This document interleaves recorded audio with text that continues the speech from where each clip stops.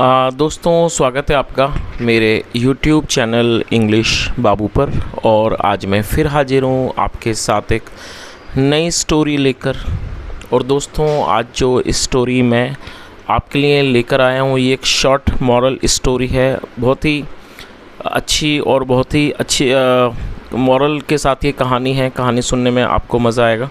उसके अलावा दोस्तों आज की इस स्टोरी में आपको कुछ नए इंग्लिश के वर्ड मीनिंग सीखने को मिलेंगे, उनकी करेक्ट प्रोनाउंसिएशन के बारे में पता चलेगा और हमेशा की तरह जो इसका ग्रामर का पार्ट है उसे बिल्कुल डिटेल में कवर करेंगे ताकि एक एक वर्ड को, एक एक स्ट्रक्चर को आप आसानी से सीख पाएँ।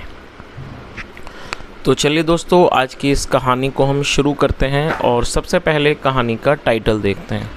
कहानी का टाइटल है द नोबल मैन। क्या मतलब हुआ दोस्तों? NOBLE, इसे नोबल पढ़ेंगे, आप इसे नोट कर लीजिए। नोबल एक एडजेक्टिव है जिसका मतलब होता है नेक, एक अच्छे इंसान को, या जिसे हिंदी में नेक बोलते हैं उसका इंग्लिश में नोबल कहा जाता है, जो कि एक एडजेक्टिव है। द नोबल मैन मतलब क्या हुआ कि नेक आदमी। तो दोस्तों ये आज की इस कहानी का टाइटल है, शीर्षक है। और अब मैं इसे पढ़ना शुरू करता हूँ। आप लोगों से रिक्वेस्ट है कि आप कहानी को बिल्कुल ध्यान से सुने और यदि आज की कहानी में आपको कोई भी नया वर्ड या फिर ग्रामर का नया स्ट्रक्चर मिले तो आप उसे ज़रूर नोट करें और यदि कहानी पसंद आए तो लाइक भी ज़रूर करें। तो चलिए इसको शुरू करते हैं। Manoj was a noble man. क्या मतलब हुआ दोस्तों? ये जो वाक्य है ये एक सिंपल पास्ट का वाक्य है। सिंपल पास्ट का मतलब होता है जब हम पास्ट में कोई भी ऐसा वाक्य बनाएं जहाँ पर वॉज या फिर वर्ब का इस्तेमाल हेल्पिंग वर्ब के रूप में किया जाता है, साथ में नाउन या एडजेक्टिव को लेकर वाक्य बनाया जाता है। और दोस्तों ये भी ध्यान रखें जब हम सिंपल पास्ट में या फिर सिंपल प्रेजेंट में कोई भी वाक्य बनाएंगे तो ऐसे वाक्यों में वर्ब का प्रयोग नहीं किया जाता है। और यही कारण है इस तरह के जो वाक्य हैं उनको नो एक्शन सेंटेंस भी कहा जाता है। तो क्या अर्थ हुआ? Manoj was a noble man. Manoj एक नेक आदमी था। He had become a very famous personality in America. He had become a very famous personality in America. और दोस्तों ये जो वाक्य है ये एक पास्ट परफेक्ट का वाक्य है। पास्ट परफेक्ट का मतलब होता है पास्ट में किसी क्रिया का पूरा होना, पाया जाना।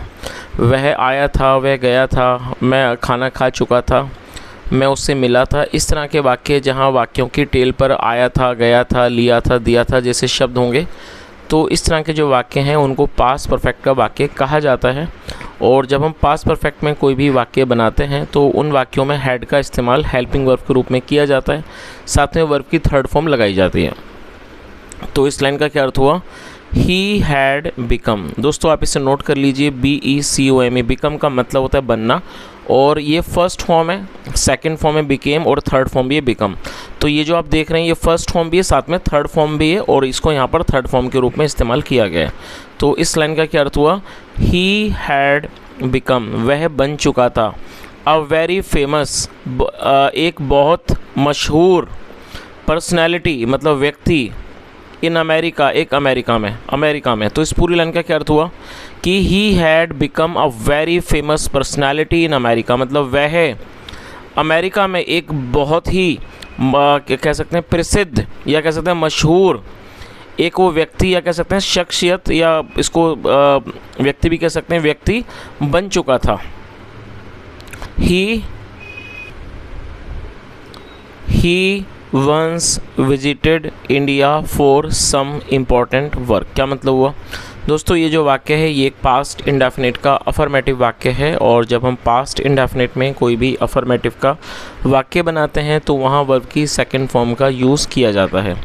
VISIT, विजिट का मतलब होता है कहीं जाना, किसी से मुलाकात करना, किसी से मिलने जाना, किसी जगह का दौरा करना। तो इसके कई सारे मतलब हैं और ये जो पास्ट इंडेफिनिट का वाक्य है तो यहाँ पर सेकंड फॉर्म लगाई गई है। तो क्या अर्थ हुआ?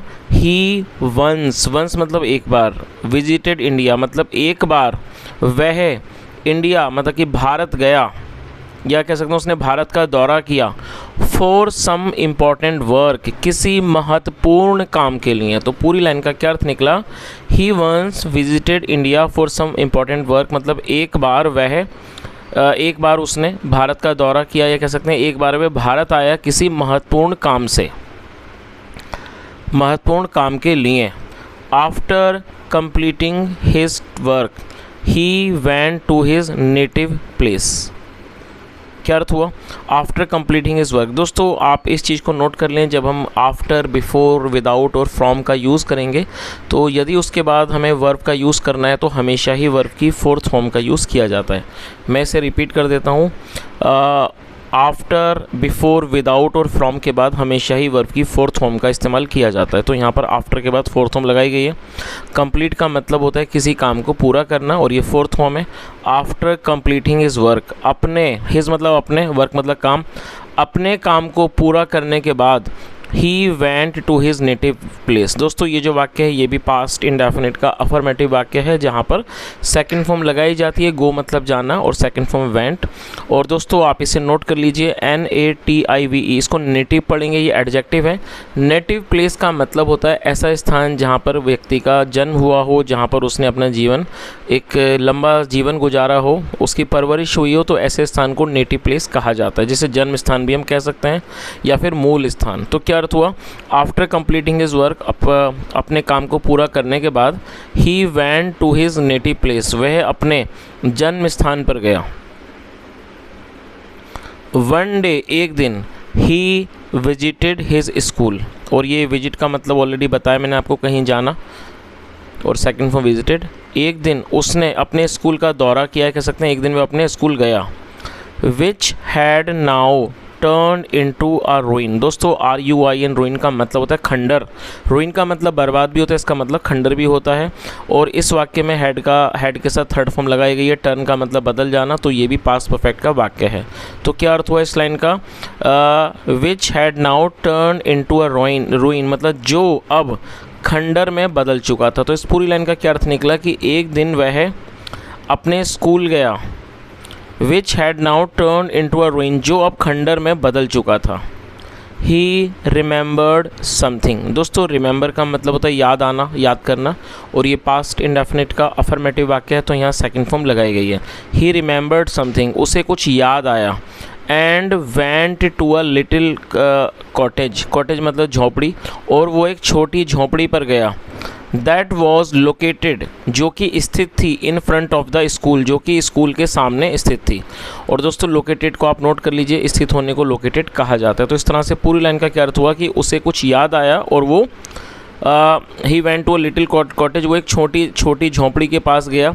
That was located in front of the school, जो स्कूल के सामने स्थित थी। There he met an old women. दोस्तों ये भी पास्ट इंडेफिनिट का वाक्य है, जहाँ पर सेकंड फॉर्म लगाई गई है। मीट का मतलब होता है मिलना, और सेकंड फॉर्म है met. There he met an old women, वहाँ वह एक बूढ़ी महिला से मिला। He gave a handsome amount of money to the old women. और दोस्तों ये जो वाक्य है ये भी पास्ट इंडेफिनिट का अफर्मेटिव वाक्य है, जहाँ पर वर्ब की सेकंड फॉर्म लगाई जाती है। GIVE, गिव का मतलब होता है देना, और सेकंड फॉर्म है gave. He gave a handsome amount. और दोस्तों हैंडसम का मतलब ऑलरेडी आप जानते हैं, आमतौर पर हैंडसम का मतलब जो है वो सुंदर होता है। पुरुष की सुंदरता को दर्शाने के लिए हैंडसम शब्द का इस्तेमाल किया जाता है। यदि, और ये जो शब्द है वो महिलाओं के लिए इस्तेमाल नहीं किया जाता। यदि महिला सुंदर है तो उसके लिए ब्यूटीफुल, प्रेटी, कई सारे शब्द हैं, लेकिन यदि वो पुरुष के बारे में है, पुरुष की सुंदरता के बारे में, तब हमें हैंडसम लगाना होता है। उसके अलावा हैंडसम का मतलब अच्छा भी होता है, तो यहाँ पर इसका मतलब है अच्छा। तो इसका क्या अर्थ हुआ, he gave a handsome amount of money to the old women. और ये भी पास्ट का वाक्य है, जहाँ पर सेकंड फॉर्म लगाई गई है। गिव मतलब देना, सेकंड फॉर्म गेव। उसने बूढ़ी महिला को एक अच्छी रकम दी। When the women asked Manoj about it, he said, mother, you don't remember me. क्या अर्थ हुआ? When the women asked Manoj about it. और दोस्तों ये जो वाक्य है ये भी एक पास्ट इंडेफिनिट का अफर्मेटिव वाक्य है जहाँ पर सेकंड फॉर्म का यूज़ किया जाता है। आस्क मतलब पूछना और सेकंड फॉर्म आस्क्ड। वैन का मतलब होता है जब। दोस्तों ये जो शब्द है ये एक इंट्रोगेटिव वर्ड है, उसके अलावा ये एक साधारण शब्द भी है, तो आप इसको दोनों तरह से इस्तेमाल कर सकते हैं। यदि आप इसको इंट्रोगेटिव में यूज़ करेंगे तो इसका मतलब हो जाएगा कब, और साधारण तरीके से इसका मतलब हो जाएगा जब। तो क्या अर्थ हुआ? When the women asked Manoj about it.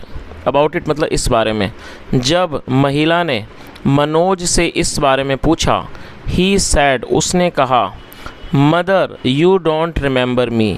मतलब उस मनोज ने क्या कहा कि mother you don't remember me, माँ आपको मैं याद नहीं हूँ।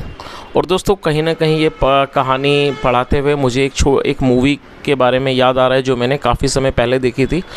एक मूवी थी स्वदेश, शाहरुख खान की। और जो ये मूवी है काफ़ी हद तक जब मैंने स्टोरी को पढ़ना शुरू किया काफ़ी ज़्यादा उसी से रिलेट होती हुई दिखी।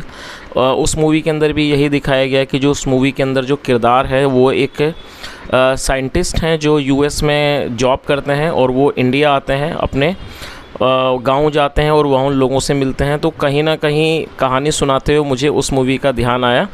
तो यदि आपको समय मिले तो आप उस मूवी को देखें, काफ़ी अच्छी मूवी है स्वदेश। और यदि आप में से किसी ने वो मूवी देखी हो तो कमेंट में ज़रूर बताएं। चलिए दोस्तों आगे देखते हैं। और दोस्तों कहानी के बारे में जो सबसे अच्छी जो उस मूवी के बारे में मुझे जो अच्छी चीज़ लगी, हर व्यक्ति का एक अपना अपना एक लाइक और डिसलाइक होती है किसी भी चीज़ के बारे में। उस मूवी का जो सबसे अच्छा पार्ट है वो यही है जो दिखाया गया है कि व्यक्ति जब कहीं भी चला जाए लेकिन वो उसे अपने घर की याद ज़रूर आती है। तो यही इस कहानी का एक कह सकते हैं जो एक अच्छा पॉइंट था जो मुझे बहुत ज़्यादा लगा। चलिए इसको कंटिन्यू करते हैं। तो क्या अर्थ हुआ? उसने क्या कहा? Mother you don't remember me, माँ मैं आपको याद नहीं हूँ। You used to sell fruits in front of this school. दोस्तों इस वाक्य में यूज टू का प्रयोग किया गया है वाक्य को बनाने में, और यूज टू का प्रयोग पास्ट के वाक्यों में कंसिस्टेंसी को दर्शाने के लिए किया जाता है। जब आप पास्ट में कोई ऐसा वाक्य बनाएंगे जहां आप निरंतरता को दिखाते हैं, आप ये दिखाते हैं कि पास्ट में कोई व्यक्ति किसी काम को बराबर करता था, तो ऐसे वाक्यों में यूज टू के साथ वर्ब की फर्स्ट फॉर्म लगाई जाती है। और आप इसे ज़रूर नोट कर लीजिए, SELL सेल मतलब बेचना। तो इस लाइन का क्या अर्थ हुआ? उसने क्या कहा? You used to sell fruits in front of this school. तो आप इस स्कूल के सामने फल बेचा करती थीं। एंड आई वंस और मैंने एक बार, टुक अ लोन। और दोस्तों ये पास्ट का वाक्य है तो सेकंड फॉर्म लगाई गई है। टेक मतलब लेना, second form took. And I once took a loan from you और एक बार मैंने आपसे पैसे उधार लिए। लोन का मतलब होता है कि छोटा मोटा कर्जा। तो उसने क्या कहा कि आप स्कूल के सामने फल बेचा करती थीं और एक बार मैंने आपसे कर्जा लिया। Today I am repaying you your loan. और दोस्तों रीपे को आप ज़रूर नोट कर लीजिए। रीपे का मतलब होता है कर्ज को अदा करना, किसी चीज़ को अदा करना, चुकता करना। और ये जो वाक्य है ये प्रेजेंट कॉन्टिन्यूस का वाक्य है जहाँ पर इज एम आर के साथ वर्ब की फोर्थ फॉर्म का यूज़ किया जाता है।